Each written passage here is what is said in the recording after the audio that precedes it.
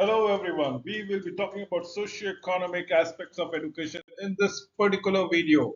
Let us understand the role of education in society. Remember, education system reflects society values, skills, and goals. It is education which entrusts the values, imbibe the skills, and objectifies the goals and aspirations of the societal members. They are influenced by social structures, cultural goals, and economic factors. Education helps in creating a much better society, a refined society to the health. Education brings equal opportunities for all genders of the society and instill a culture of coming together as a united group. Good education brings along chances and opportunities for societies to think better, to think big. Challenges of educational planning. Education system evolves slowly, steadily, incrementally, and requires piecemeal changes. Planning must consider both individual needs and the system as a whole. Education planning focuses on the use of resources effectively to achieve specific goals. These goals are set by policymakers and the planners translate them into actionable steps. As the case states, in this book fills a gap in educational planning literature by focusing on the economic and the social aspect. It acknowledges the importance of other educational aspects but defers to the other resources. The growing demand for educational planning leads to the creation of the publication. The field is new and is constantly evolving, and we would love to start from today's video onwards. The concept of development, economic and social development, should be considered as a whole rather than a separate concept. These are relatively new concepts arising from the economic and social changes that has happened in the past 2 centuries, precisely 200 years. Education system have profound impact on economic and social development in every sense of it, every sense of the word. The education should not be viewed as purely as economic or social, but as a factor of overall development. Talking of development, the components are all about your plans, your narrow senses. Economic development plans aims to raise national income, national productivity. In a wider sense, they aim to raise living standards, levels of living, including health, nutrition, education, employment, housing, and social security. The social development plan aims to create social structure that favors progress. Overall development considers the aim and the needs of the society as a whole. Development also include widening of the choices, pursuing moral objectives and promoting culture thereby. Historical background. Education has traditionally been used to perpetuate the status quo rather than promote the development. The UK achieved economic development before widespread education. Other countries like US, Germany, Japan instituted universal education earlier in their development process.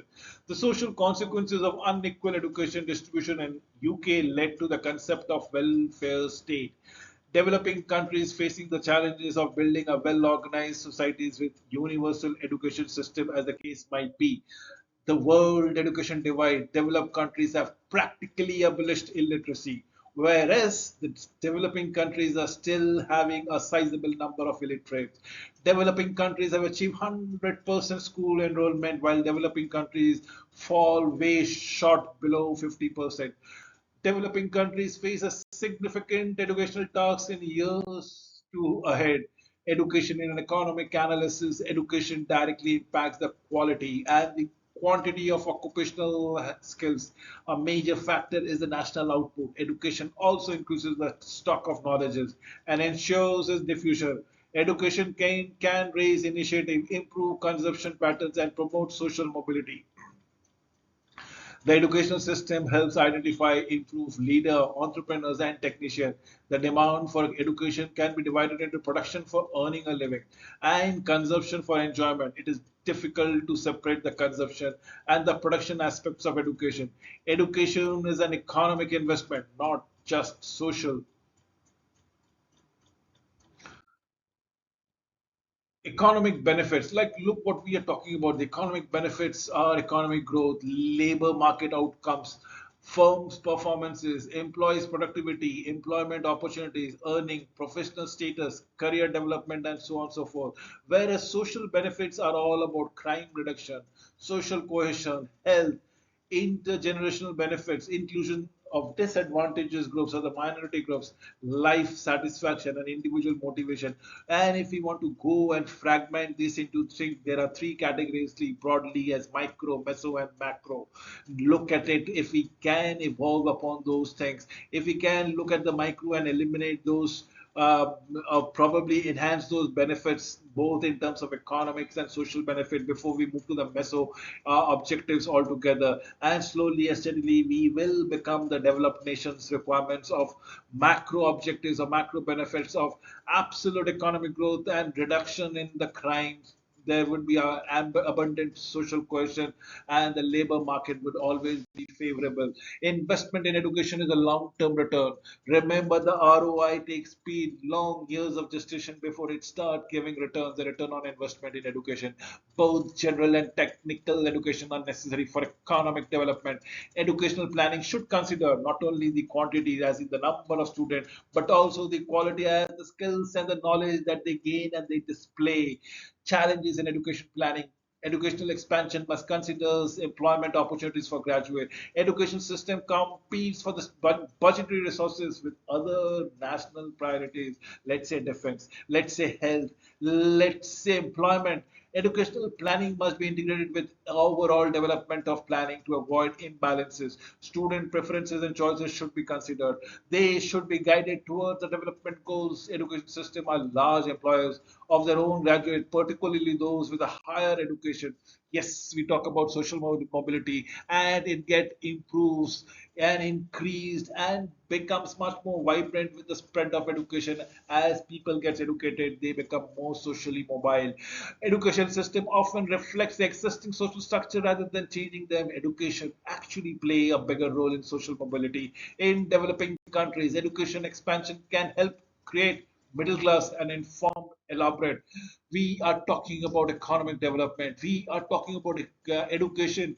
Remember, education focuses on general life skills, not on job training. In developed economy, education is crucial for breaking the cycle of poverty. Focuses on human resource development. Job training becomes much more important as the society develops. We are talking about education. Education is to be marked by equitable society, high literacy, higher research capability, high quality demographic dividend, population control, growth of institution, and increased inflow of foreign direct investment. So there are the other social factors, the structures of education system, let's say it might be pyramidal, can affect the social mobility. Scholarship programs can help promote social mobility. The relationship between schools, communities, and national authority is obviously a complex issue, but can become smoother with a better understanding or spread of an education. Political tradition and administrative structures influences educational priorities. These are considered administrative issues and not planning. In short, at the end of it, to sum it up, education is crucial for economic development, impacting job skills, knowledge, and innovation. Education planning must consider both long-term benefits and employment opportunities for graduates.